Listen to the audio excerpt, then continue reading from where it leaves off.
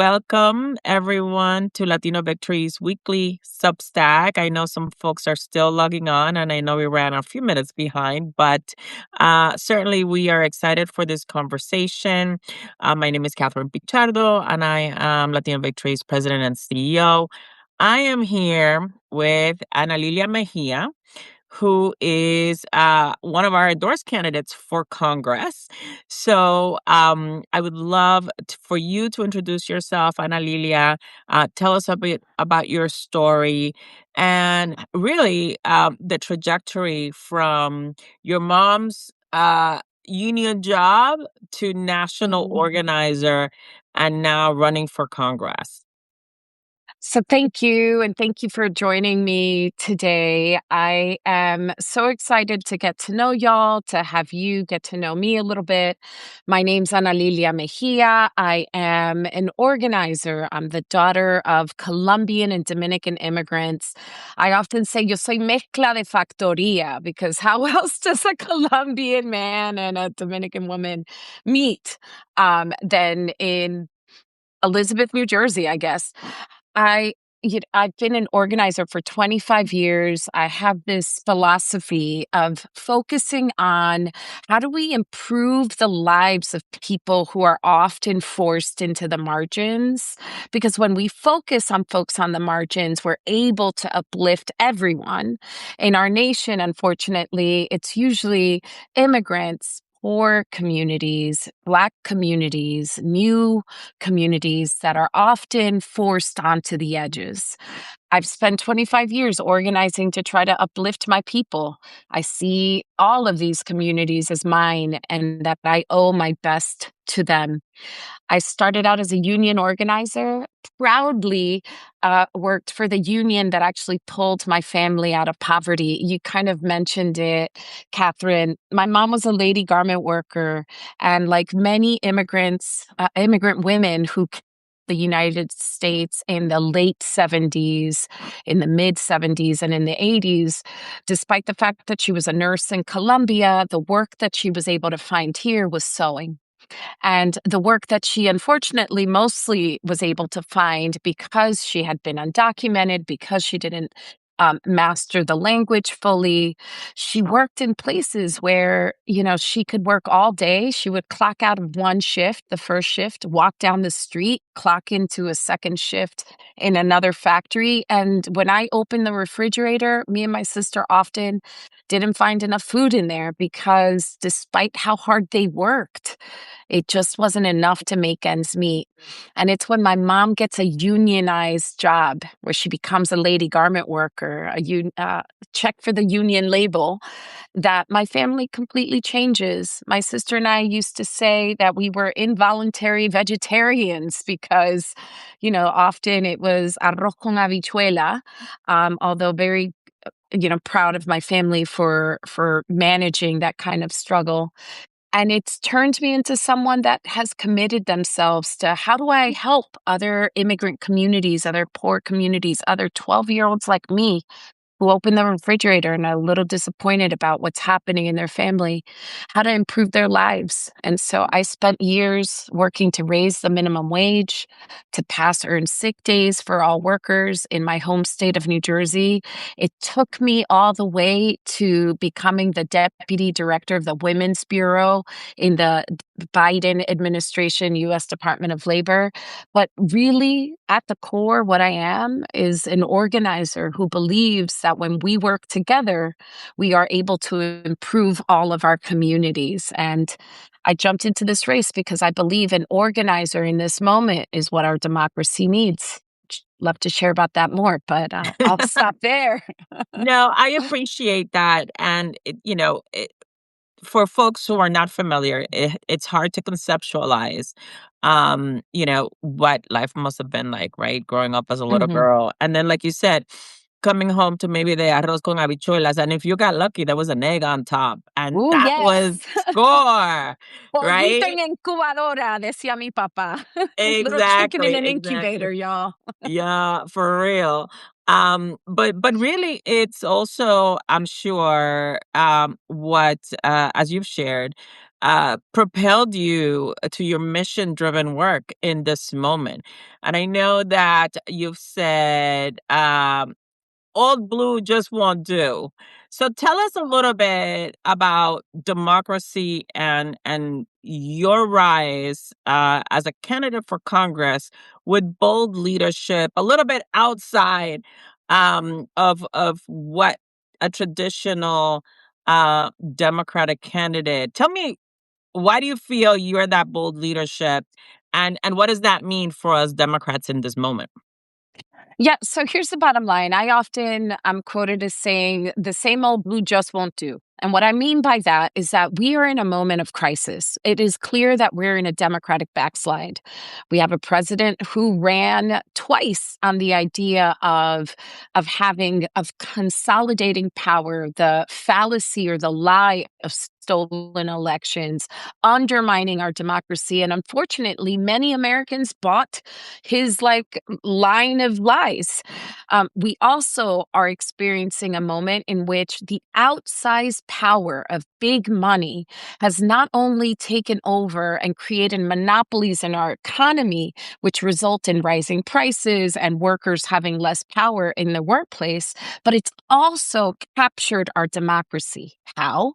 Because most politicians are so focused on getting the support of major donors, of corporate PACs, of lobbyists who bundle hundreds of thousands of dollars for them, that they censor themselves, that they don't speak truth, that they may agree with you that it's unfair that only three corporations, State Street, BlackRock, and Vanguard, all own 95% majority stakes in 95% of S&P 500 corporations. That's crazy. That's a level of monopoly that translates to higher prices.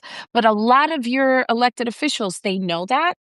They know it's wrong, but they're so dependent on those lobbyists of those corporations funding that they will make decisions that impact you, that pay more attention to those lobbyists, than they do you. And so I contend that in a moment in which our democracy is at a backslide, in which our economy feels rigged, in which families feel like they're falling behind, and frankly, y'all, we're now seeing our government turn its guns on our people. In a moment of such crisis, do you want to send the same old blue? Do you want to be settle for the folks who will first think about their lobbyist friends before they think of you? I say no. I jumped into this race as an organizer because I know that people power, that being centered again on the impact that we can have on people's lives, that is what's more important. And so I want to be the kind of representative that is actually focused on people. I'm not taking corporate PAC dollars. I'm not taking lobbyist bundled money. I'm not taking the kind of donations that then silence us. And instead, I've talked to thousands of people. I've gotten support from close to 7,000 people have donated to my campaign, some as little as $5, $10, on average, like $50. And that is the kind of politics that I think pull us out of this madness and restore the kind of democracy that we need and must have. Thank you for sharing that. And you talked a little bit about the fallacy, right, of the moment and an administration in Donald Trump that ran on the fact that they were going to lower prices on day one Hmm. and that they were going to build an economy that works for the average person, which, of course, Hmm. nothing could be further from the truth in terms of what's actually happened, right? We're getting further and further from Yeah. that American dream. And that's only talking about the economy, let alone some of the other issues that you have raised. So tell us a little bit about the kinds of things, policies that you're fighting for. I know, for example, that you're pushing for a $25 minimum wage. Tell our viewers a little bit more of what you intend to do when elected to Congress. So I think that the number one thing, actually, it's not even what I think, it's what I'm hearing on doors. On doors, I'm hearing from regular constituents, everyday Americans saying, you know what, we have an affordability crisis. And I contend that we have to fix it from two prongs, from two directions. On one direction is we must lower costs. So when you think about housing, when you think about healthcare, when you think about energy costs, our government, members of Congress, have a direct line that they can impact your daily well being. Our US government should invest in additional, more affordable housing. And in fact, we could kill two birds with one stone, or maybe not kill any birds, maybe do a double word score and have Feed two birds with one seed. with one seed. Let's I do don't know that. how we do that, but we're gonna make it happen. We'll make it happen. But a double word score of not only investing in affordable housing, but making that housing climate resilient. It would allow us to mitigate climate impact in some of our communities. They're a part of District 11 that flood continuously. We should be thinking about how we meet a need and anticipate a problem down the road. So on affordability, making sure that we lower healthcare costs. I am a supporter of Medicare for all, but I mostly believe that we need a universal healthcare system that doesn't bankrupt people. My parents both had Medicare, and I was often very jealous of the kind of coverage and ease that my dad was able to access all the way to his last days. I would also say on rising utility and fuel costs. We have these data centers and this influx of AI. We must pay attention to the fact that these data centers have sweetheart deals that allow them to pay less than you do for their energy costs, but they're draining our grid. And so what happens? You end up paying more. Members of Congress have a role to play in lowering costs and instilling fairness so that you do better. But that's just one side of the affordability equation. On the other side, we have to put more money in people's pockets. And so you mentioned I am a proponent of raising the minimum wage to 25. In my state of New Jersey, we raised it to 15 with a cost of living increase. It's now closer to like 15.96, I believe. And that is allowing people to be able to engage more fully in the economy. The other proposal I have is not taxing the first $40,000 of income, like our earned income tax credits, but expanding it so that, again, people who are the lowest wage earners are able to still participate in our economy and access things that allow them to thrive. I could say more about education. I could say more about childcare. I would invite you to check me out at analiliaforng.com and you could learn more about just what kind of policies that I am promoting. But at the core, it's about helping you do better.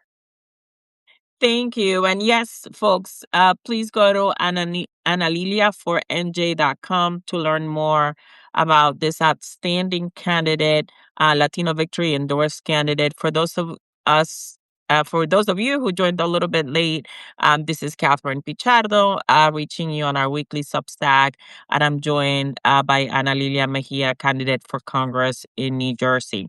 And so you touched on a lot of points around the economy and the affordability crisis with which folks are most concerned about.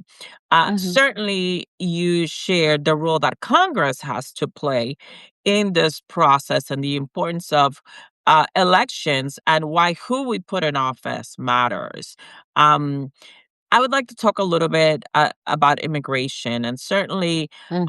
the incidents in Minnesota have shaken not just the state but our country in a way that many of us saw coming. Right, the Yes. overreach that this administration has engaged in cities across the nation has been something that we've been scrutinizing for a while. And it was only a matter of time before some of these tragedies would reach a pivotal point. You were one of the early critics of ICE and ICE enforcement in our communities. Tell us, what do you think needs to happen in order for Congress to become the kind of check and balance on this administration that it needs to be, and what you have been doing in your community to engage folks in this fight? So I'll take it back a little further. Had the honor of serving as Bernie Sanders' national political director, and during that campaign, it was, not a lot of folks know this, but the senator actually tasked many of his staffers, in particular immigrant and the children of immigrant staffers, to help craft his immigration policy and his immigration narrative in many ways. So for years, I've been working with other incredible organizations and other incredible leaders, like folks from United We Dream, or even unions like SEIU, who have been at the forefront of just saying, you know what? Our immigration system is broken. And it is clearly broken when anyone who approaches, who tries to enter the fabric of the United States, quite often what they encounter is a very long process that if we invested in the front end and we didn't let people linger for 7, 10, 11 years establishing roots, growing families, building businesses, that we would be better off, that we in fact have the tools and have the resources. What is absent is the will to create a more efficient, effective system that embraces people that will help our nation and that can sift out individuals, the small number of individuals who perhaps, we're not willing to welcome into our nation. But the overwhelming majority of immigrants are just seeking a better life and to enrich this nation. And so for years, I've been an advocate of fixing this system, of investing into it so that it is a more effective, efficient process.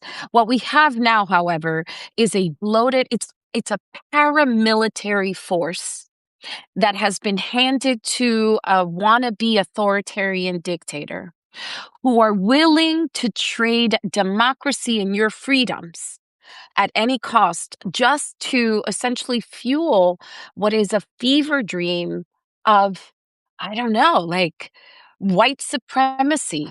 I mean, let's just, and this is not hyperbolic. This is, let's put these facts together. We have a president who has excused the criminal actions of insurrectionists, are then turning the guns of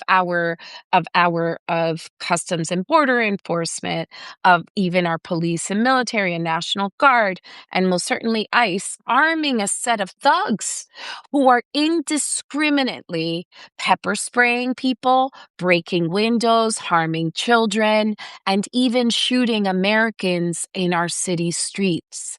It is time for us to abolish ICE. It is time for us to defund this madness. It is not an overreach to say that the mechanism and the system we have now is not working, and we can do the adult thing.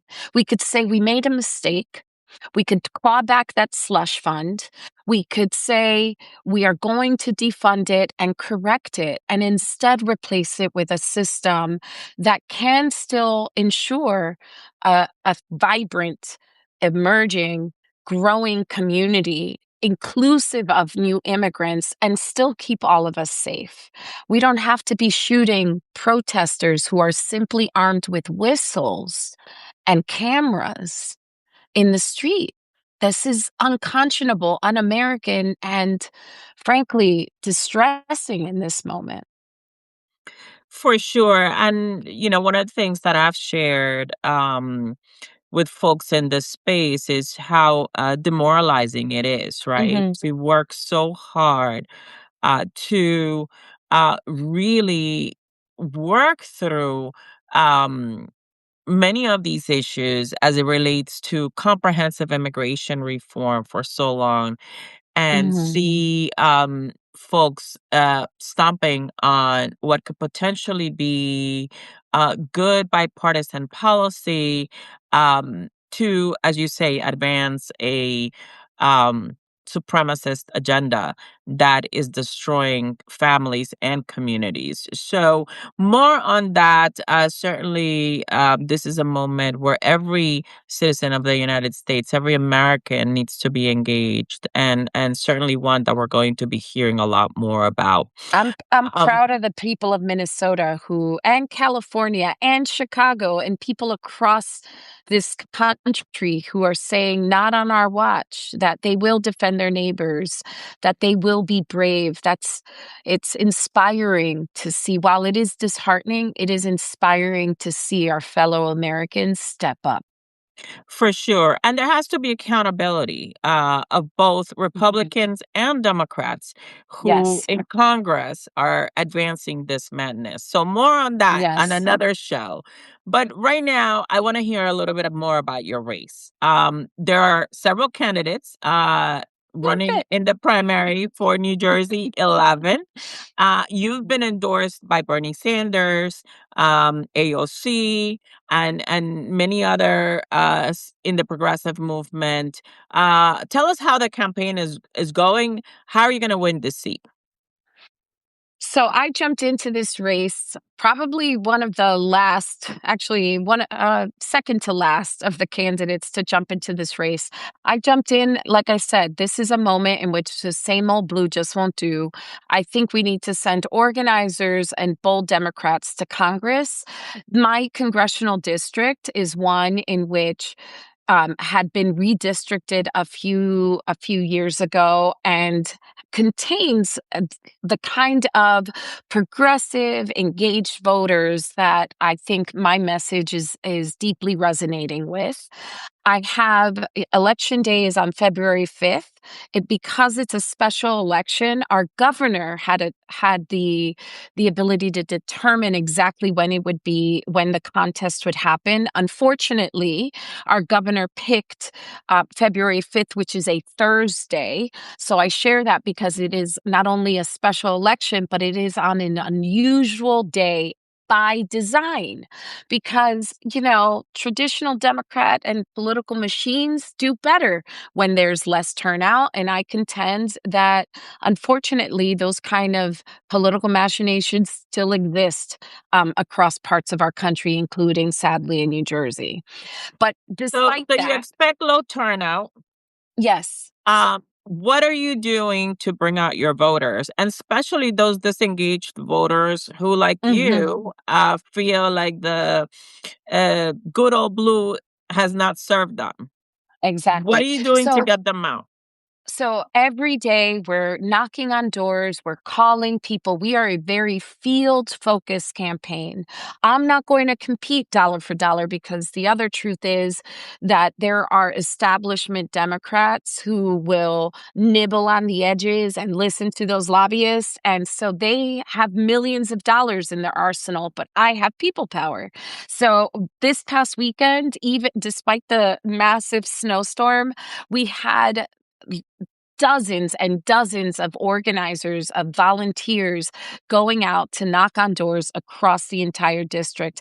I was in one launch canvas launch site where we had like 50 organizers that were ready and rearing to go to knock on doors to talk to my neighbors. I'm personally knocking on doors. We're making phone calls to voters, just encouraging them that this is a moment in which we can do more than just fill a seat. We can send progressive, bold Democrats to Congress who will work together to create the strategy that can pull us away from this madness. Remember, John Lewis was an organizer.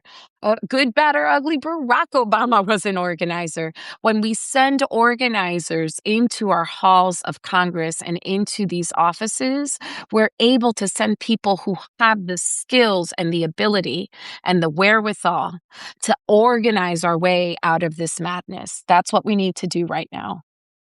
And certainly you're organizing the heck out of New Jersey 11. So I'm excited Yes. to see um, what happens on election day, certainly from us at Latino Victory, we'll do everything we can to help support the work that you're doing. We do need bold leadership in Congress. Do need folks that truly care about their communities and who will help build the kind of democracy that works for everyone. Is there anything else? We're running into time that you'd like to say to our viewers, and I know the many others who will watch this on repeat later on today or through the week. I just, the thing that I keep telling everyone is that we have to have hope. We have to know that across our nation's history, fascism and authoritarianism, the violence that we are seeing, this isn't new in American history. What was Jim Crow? What was slavery? What were the Zoot Suit riots? Like, what were these instances of state sanctioned violence, of oppression? And how did we get out of them? Well, we got out of them by building community. We got out of them by having organizers who refused to just sit down and be quiet. And instead, were knocking on doors, talking to their neighbors, and making bold demands. I want you to feel confident and know that you play a key role in restoring our democracy. My race is the first midterm in 2026 in which we could send someone big and bold and brave, but there are going to be races across this country. Pay attention. The same old blue will not get us out of this. Bold leadership, unafraid leadership, unbought leadership. The people who refuse those corporate PAC dollars so that they could instead listen to you, those are the people that deserve your attention and your support. So please support my campaign and help me win on February 5th, but also pay attention across the country because juntos podemos. Together we most certainly can. And so thank you, Catherine. Thank you all for joining today. I see grandmother for good. That gives me inspiration too, because abuelitas united can't be defeated, much less el pueblo. So thank you. Thank you so much. Thank you, Ana Lilia. And for those who want more information or to contribute, please go to analiliafornj.com.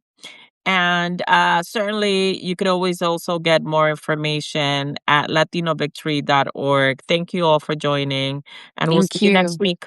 Take care. Bye Bye bye, bye. y'all.